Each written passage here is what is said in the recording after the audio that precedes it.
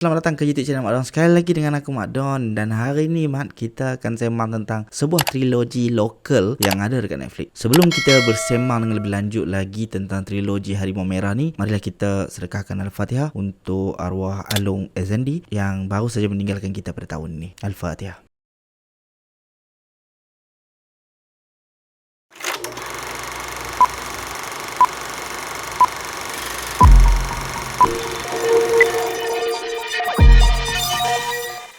Sebelum tu, terima kasih kepada subscriber lama dan selamat datang kepada subscriber baru. Kalau hamba suka dengan konten yang dihasilkan, boleh tekan butang subscribe dan juga butang notification so that hamba tak terlepas dengan konten yang dihasilkan. Lama mak aku tak buat video YouTube. So hari ni kita nak sembang tentang trilogi Harimau Merah. Tapi bila tengok dekat Netflix, dia translate ke English jadi Bleeding Tiger, which is harimau berdarah. Dan aku tak faham kenapa dia tak kekalkan saja Red Tiger. Anyway, ini adalah satu trilogi lah. Dia bermula dengan Harimau Merah, konflik bermula, disusuli dengan intrik dalaman dan diakhiri dengan resolusi. Dan selepas tonton ketiga-tiga filem ni, trilogi ni, aku boleh katakan yang sebenarnya pengarah dia, Silver, dia ada idea di sebalik pembikinan filem ni. Idea dari segi seorang undercover cop nak masuk ke dalam satu organisasi kongsi dan cuba nak patahkan dari dalam, cara nak menguji seorang ketua, benda-benda yang agak kasar dilakukan, ataupun orang kata betapa dangerousnya dunia kongsi gelap ni. Dia ada idea, dia tahu macam mana nak tunjuk semua benda tu. And filmmaker ni macam actually demo tu macam nak tunjukkan apa yang dia boleh buat, the idea yang dia ada, like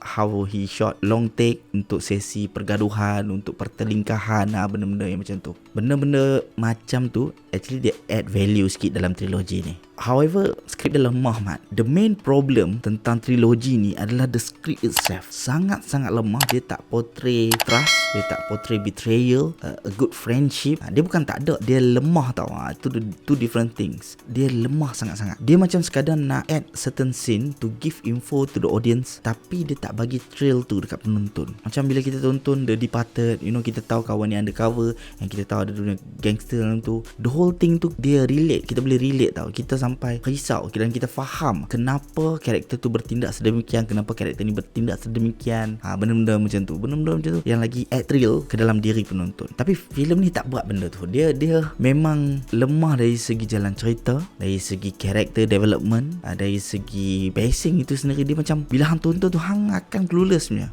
Sebab hang rasa macam dia pun nak portray ketua kongsi ni someone yang business minded apa semua tu, tapi dia tak sampai sebab world building dia. That's why bila certain characters dia cuba nak cakap kata ni apa benda yang ada semua ni boleh jadi milik hang ke, ataupun dia nak kata apa yang dibina tu semua, like apa yang dia bina tak nampak mewah, tak nampak something yang kalau aku jadi ketua gangster aku tak mau pun benda tu, faham tak? Melainkan rumah tu besar tu okey lah, kena lah, tapi the business yang mereka buat tu tak nampak. And betapa brilliantnya seseorang karakter itu dalam filem ni, dia tak portray pun. Apa yang Hakim buat, tak ada apa yang nampak macam dia tu seorang undercover cop yang berhati-hati dalam setiap langkah dia.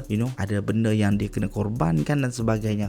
Dia tak tunjukkan dengan jelas, dia tak tulis dengan baik. And selain daripada skrip filem, karakter Hakim tu pun lemah. Jadi that's the whole point of this film actually. Dia tentang undercover cop, tapi bila you buat undercover cop tu macam mana penonton nak rasa thrill untuk tonton filem tu? And editing dia pun agak macam kucak-kacir, dia macam nak tunjuk shot ni, nak tunjuk shot tu. In fact waktu fighting scene hang tak payah nak buat wide pun. Bila hang buat wide, banyak kelemahan boleh nampak kan. This is something like that. Dia buat wide je terus nampak ada orang siap lawan, macam tak lawan lagi, things like that lah. Dan aku rasa disebabkan editing dia yang agak lemah ni lah, reason kenapa kita boleh nampak macam certain karakter tu tak berhenti merokok. Aku ada baca kat thread yang orang kata gangster ni nak kena merokok selalu ke dalam Harimau Merah ni kan. Reason why penonton including aku boleh rasa benda macam tu adalah kerana editing dia. The sequence yang dia cantumkan tu buatkan macam karakter tu tak berhenti merokok, buatkan macam karakter tu tak berhenti merokok. Macam scene ni dekat situ tapi dia tengah merokok, masuk ke scene baru dia stop and then sambung and terus baru cucuk rokok ke ataupun baru merokok. And at some point hang nampak jelas benda tu tau. Sebab kalau story bagus, kalau karakter tu menarik, isap rokok selalu ni dia tak nampak sangat. Tapi disebabkan ada banyak benda dah terganggu, kemudian you pula buat macam tu, macam obvious gila duk smoke. So dia palpable lah benda tu. And karakter-karakter dalam filem ni pun agak tak berapa nak menarik. Chemistry lepas ada, cuma dia macam tak menarik. It's not something like a boy band yang kita nak appreciate ataupun kita nak orang kata harungi bersama. The combination tu macam satu group yang I think because of the character development lah kot.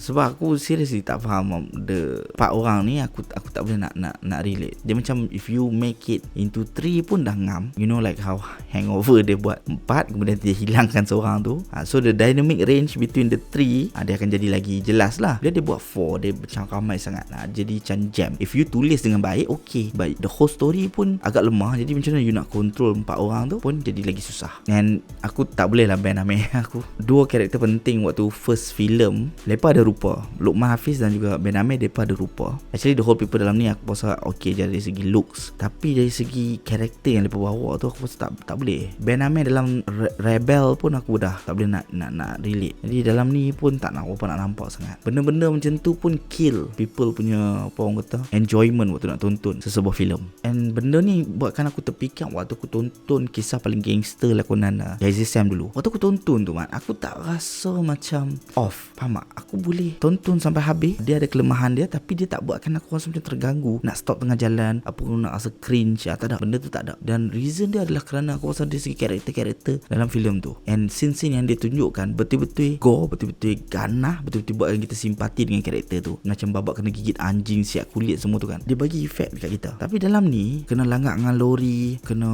bunuh apa semua tu, dia tak bagi emotional impact kepada penonton. Disebabkan kerana penulisan yang lemah. Sekali lagi, senang kata, actually filem ni dia ada idea, and dia ada part of the execution tu, dia ada idea juga dari segi how to execute, tapi penulisan dia betul-betul lemah. Like penonton biasa mungkin dia akan stop halfway waktu konflik bermula, ataupun mungkin lepas konflik bermula dia dah tak mau tonton the rest. Cause first film pun dah turn off dah. Aku tonton sampai habis lah sebab aku memang nak tonton, even though it's killing me, tapi aku pernah tonton worse film than this. Anyway, kalau hampa nak tonton filem ni, trilogi ni ada ditayangkan di Netflix. Dan bagi hampa yang dah tonton, apa pandangan hampa, drop down your comment, share your thoughts. Jangan lupa subscribe gang. Kita road to 10,000 subscribers this year 2026. Keep supporting me. Thank you so much kepada semua yang support daripada dulu lagi. This year aku akan lebihkan sikit apa yang aku buat dari segi usaha aku, dari segi penglibatan aku, apa semua tu. But don't worry, aku takkan ambil paid review. Ada orang offer. Aku rasa every year ada orang offer. Mereka suruh change benda tu something yang macam jujur je lah, tak kisah pun janji kami bayar. Aku tak mau. Aku tak boleh.